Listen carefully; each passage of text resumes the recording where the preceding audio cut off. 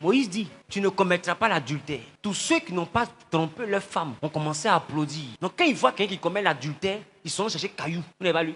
Parce que Moïse a dit que si tu commets l'adultère, on te lapide. Donc ceux qui n'ont pas fait adultère, dès l'instant qu'on attrape adultère, tu vas pas croire. Donc ils prennent des cailloux et puis ils sont tués adultère.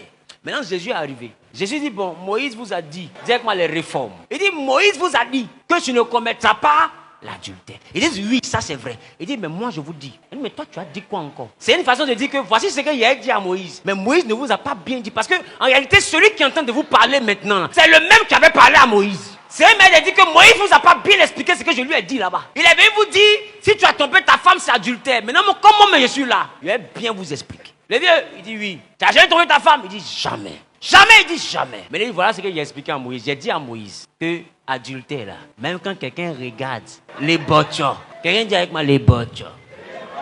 Fais la bouche qui va avec les botchos. Donc quand quelqu'un regarde les botchos, qui est en train de passer, et que tu es fan du botcho, tu as commis l'adultère. Quand Jésus dit ça, les gens se sont bien assis. Le vieux qui dit il n'a jamais trompé sa femme, fait ça. Est-ce que tu es sûr de ce que tu dis? Tu sais pourquoi? Parce qu'il y a une tante qui, à chaque fois qu'elle lave assiette, viens est assis derrière, il ne peut plus bouger.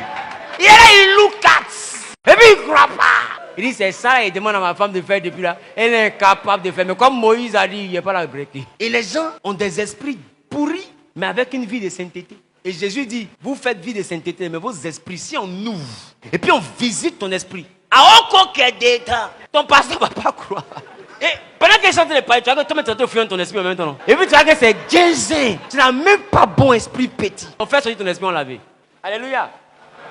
Dis avec moi, Moïse vous a pas bien expliqué. Ils ont pris encore une autre femme. Et Moïse dit, si on attrape une, on doit la lapider. Et encore Moïse. Moïse a gâté le coin ici. Jésus lui l'écrit. Et quand il se lève, il est là, il dit, bon, Moïse a dit de lapider, je suis d'accord. Mais en réalité, voici ce que ça signifie. Celui parmi vous ici, on n'a pas dit adultère. On dit qu'il n'a jamais péché. Qui lance la première pierre. Ils ont vu que ça partait au-delà de l'explication de Moïse. Et quand Jésus prêchait, il réalisait que tous ont péché. Beaucoup sont dans l'église, ils sont encore des adeptes de Moïse. Parce qu'ils regardent le péché de son voisin, tu te vois saint devant ton voisin. Or, dans le message de Jésus, ça t'envoie à réaliser que celui qu'on a attrapé et toi, vous êtes pareil. Tu dois le regarder avec beaucoup d'humilité et non avec de la hauteur. Parce que la différence entre lui et toi, c'est que toi, lui on l'a attrapé, toi on t'a pas encore attrapé.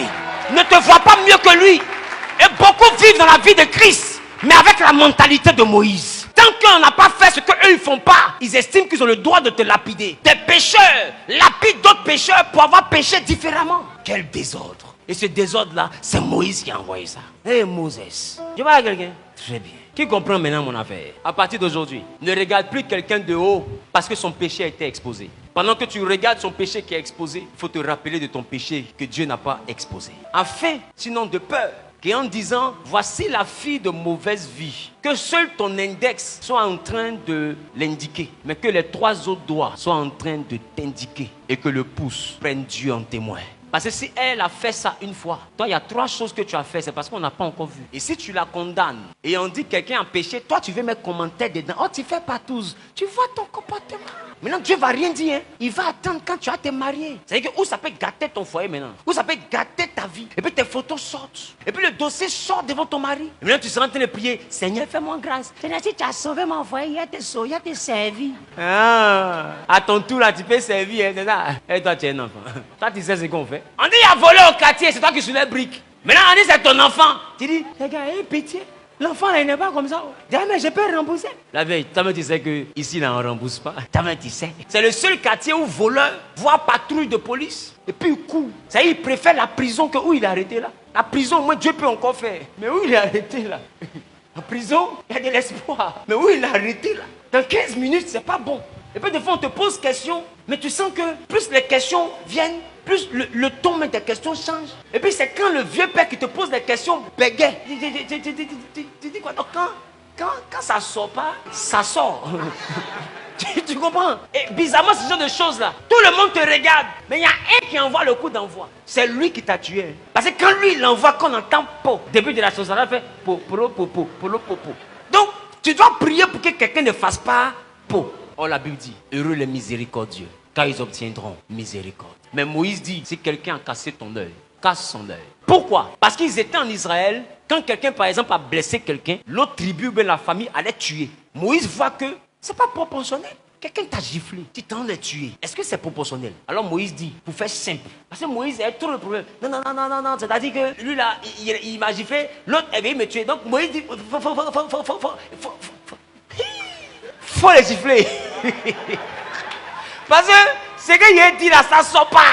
Non, Moïse veut parler, ça ne sort pas. Il dit, bon, d'ailleurs même.